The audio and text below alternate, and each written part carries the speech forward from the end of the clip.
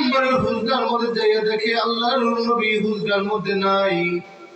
আল্লাহর নবী সাল্লাল্লাহু আলাইহি ওয়াসাল্লামের যে চাদর, এটা আল্লাহর গোলাম ওই আল্লাহর রাসূলের যে চাদর মুবারকটা ছিল, ওই চাদর মুবারকটা এলো গেল করে বালিশের বাম পাশে রেখে গেছেন।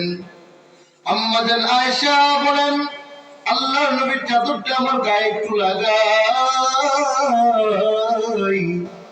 এর মায়ার নবীর উম্মতের দল, আল্লাহর নবীর স্ত্রী আম্মা জান আয়েশা যখন চাদরটা গায়ে লাগাইছেন, যখন গায়ের মধ্যে সুন্দর করে জড়াইছেন, কতক্ষণ পর চিন্তা আসলো যে পয়গম্বরের অনুমতি ছাড়া আমি পয়গম্বরের চাদরটা আমি গায়ে লাগাইলাম। তখন আল্লাহর নবীর স্ত্রী আম্মা জান আয়েশা আল্লাহর নবীর চাদর মুবারকটা আবার যেভাবে ছিল ওইভাবে বালিশের বাম পাশে রেখে দিয়েছেন। আম্মা জান আয়েশা অবাক হয়ে গেছেন। কিছুক্ষণ আগে দেখলাম পয়গম্বর ঘরের মধ্যে, হুজরার মধ্যে, পয়গম্বর এখন কোথায়? ওরে মুরব্বি বাবা!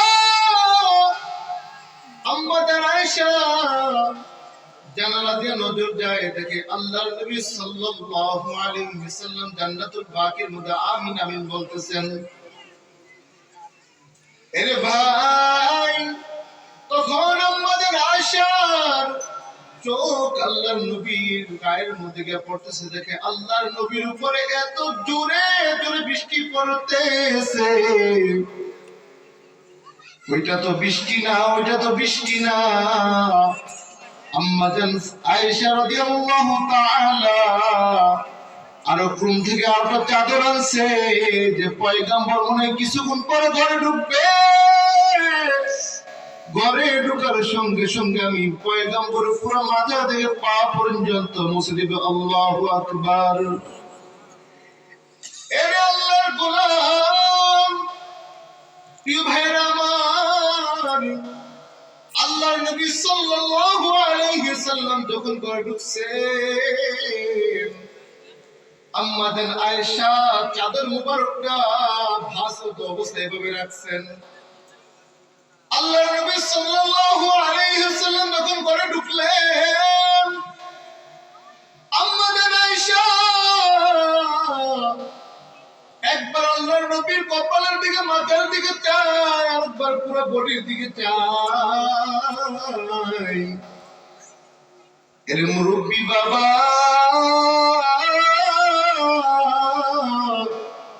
যখন আম্মা জান আয়েশা একবার পয়গম্বরের চোখের দিকে চায়, আরেকবার পয়গম্বরের পুরো বডির দিকে চায়, যখন আম্মা জান দেখে পয়গম্বরের পুরো মাথা থেকে পা পর্যন্ত শুকনা আওয়াজ দিয়ে পড়েন না আল্লাহু আকবার।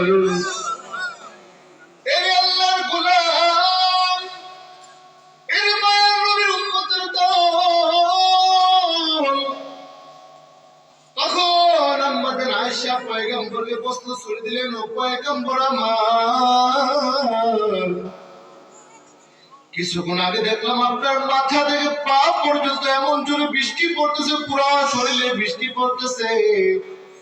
এখন দেখি আপনার পুরো শরীরটা শুকনা।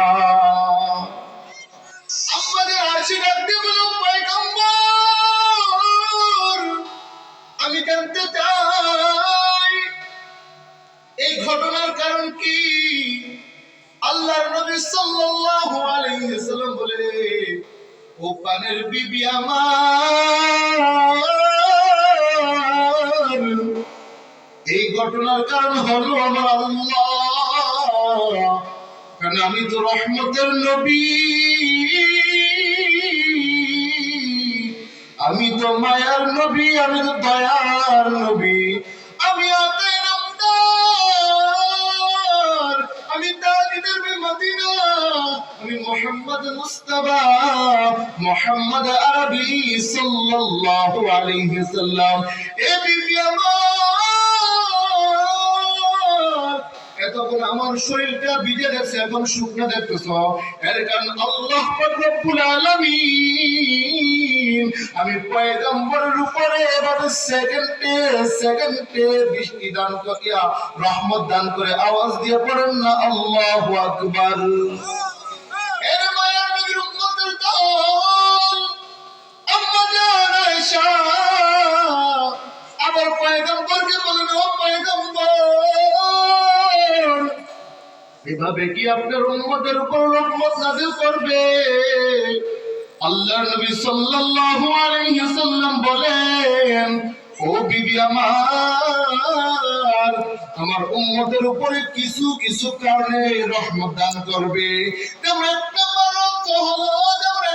কারণ হলো যে বান্দা যে উম্মত পাঁচ ওয়াক্ত নামাজ পড়ে, যে উম্মত আযান করে শোনা মাত্র দুনিয়ার সমস্ত কাজকে ফারেক করে, ওই বান্দা ওযু বানাইয়া পাগল পাগল হয়ে মসজিদে যায়, ওই ধরনের বান্দাদের দিকে আল্লাহ রহমত নাযিল করে।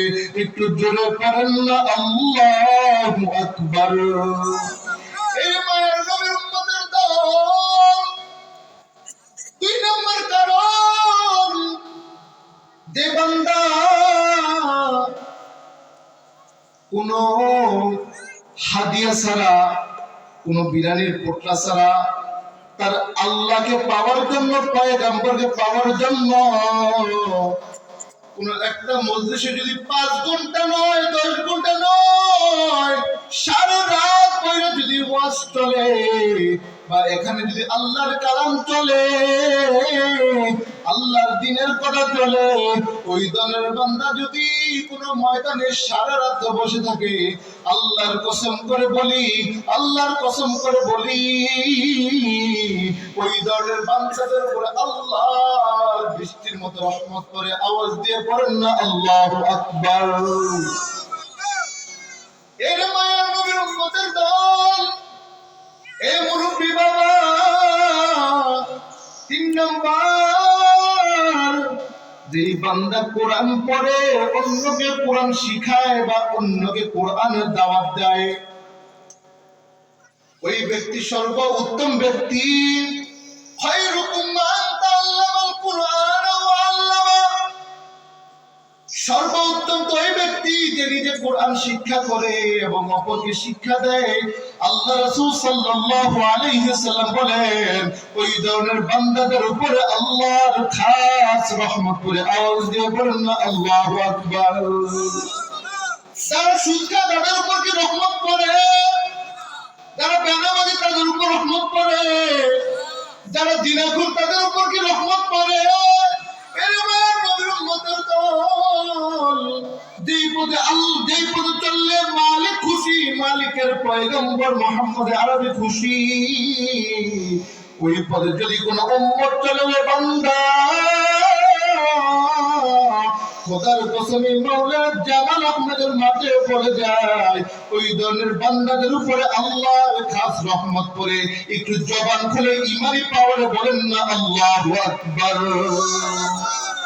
এই আল্লাহর গোলাম আল্লাহ পাক রব্বুল আলামিন আমাদের সকলের উপরে এভাবে রহমত দান করো, শুকর আমিন। এ মুসলমান ইমানদার আল্লাহর গোলাম, আপনাদেরকে একটা সবক দিয়ে ভাই, আপনারা 5 ওয়াক্ত নামাজ আমাদের সাথে পড়েন, আপনার বিবিকে নামাজের দাওয়াত দেন, আপনার সন্তানকে নামাজি বানান, আপনার মেয়েকে নামাজি বানান। রাস্তা গেছেন, আজান দিছে, দেখেন এক ভাই ক্যারাম বোর্ডের দোকান, আপনি যাইতেছেন মসজিদে, ভাই ক্যারাম বোর্ডের দোকানে, যেই ভাই এই ভাইকে বলেন, ভাই মসজিদে আসো। একটু সামনে দেখছে আরেকটা দোকানে টিভি চলতেছে, তারপরে গিবত করতেছে, ভাই মসজিদে আসো। এবং দাওয়াত করুন আল্লাহর গোলাম। তুমি কি জানো তোমার কারণে যদি কোনো একটা